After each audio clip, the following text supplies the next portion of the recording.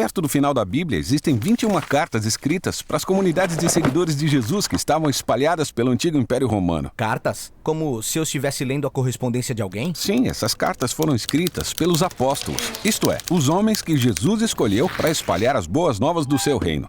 E eles escreveram aos seguidores de Jesus vivendo em várias cidades do Império Romano. Todas essas cartas foram escritas no estilo de prosa, chamado discurso. Mas se eu estou lendo uma carta que não foi escrita para mim, devem existir muitas informações contextuais que eu deveria saber, mas não são mencionadas. Exatamente. E as cartas da Bíblia não são diferentes. Certo, então vamos falar sobre como ler as cartas do Novo Testamento no contexto histórico. Quando lemos as cartas do Novo Testamento, é importante lembrar que existem 3 níveis de contexto histórico. Primeiro, lembre-se que todas as cartas se encaixam no enredo geral das Escrituras. É isso aí. Essa história começa com Deus criando a humanidade como parceiros no governo da criação. Mas nós decidimos governar sozinhos, o que trouxe violência, exílio e morte.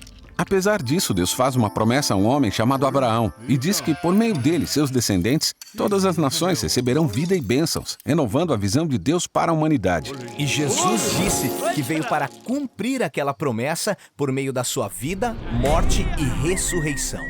Certo, assim os apóstolos se consideravam mensageiros, anunciando a chegada do reino de Deus em Jesus. É o caso do apóstolo Paulo quando ele escreveu às igrejas nos lares em Roma.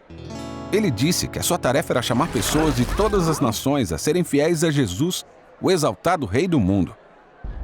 Ele foi corajoso de dizer isso para as pessoas que viviam na capital do Império Romano, cuja fidelidade deveria ser somente a César. Sim, e isso nos leva ao segundo contexto importante para entendermos as cartas do Novo Testamento: a cultura do Império Romano no primeiro século. Roma governava todos os territórios em torno do Mar Mediterrâneo. E eles governavam o Império Romano conquistando, escravizando seus inimigos e cobrando impostos pesados. O imperador e um pequeno círculo de pessoas controlavam todo o poder e riqueza, e sabiam como lidar com quem ameaçasse a ordem social. A maioria do povo vivia sem muito dinheiro ou estabilidade. Existia uma hierarquia muito clara na cultura romana. Homens de famílias importantes, com dinheiro e educação, podiam avançar na sociedade. Mas mulheres, escravos, crianças e os pobres estavam sempre em desvantagem e eram tratados como inferiores. Porém, na comunidade dos seguidores de Jesus, todos eram tratados com muito amor e tinham a mesma dignidade. Isso mesmo. No mundo romano, quem tinha status elevado não se associava com os que estavam abaixo deles. Mas os apóstolos diziam que, através de Jesus, Deus oferecia o dom do seu amor a todos, não importa sua condição social. Então, nesse contexto, essas cartas iam contra a cultura romana e derrubavam as barreiras entre as pessoas. Exatamente, isso nos leva ao último nível de contexto: o contexto local de cada carta. Você está falando dos problemas específicos na igreja de cada cidade que levaram ao envio da carta? Sim, como na carta de Paulo aos cristãos de Roma. É tentador ler essa carta com foco somente na teologia importante que ela contém e esquecer por que ele a escreveu. E por que ele a escreveu? Bom, quase no final ele diz que as leis relativas a alimentos e dias santos causavam polêmicas entre os seguidores de Jesus que eram judeus e os que não eram.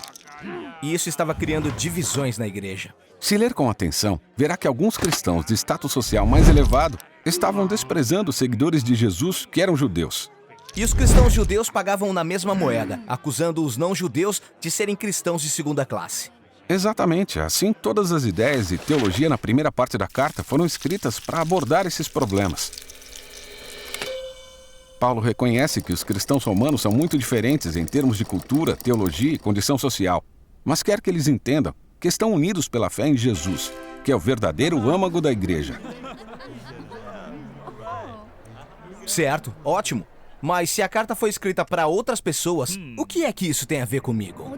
Eu não vivo na Roma antiga.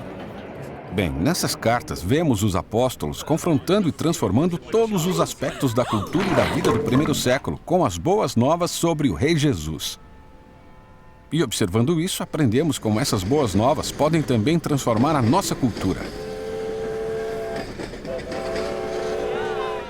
Agora existe mais um passo que nos ajuda a ler as cartas do Novo Testamento, que é aprender a seguir o fluxo de pensamento da carta, do início ao fim.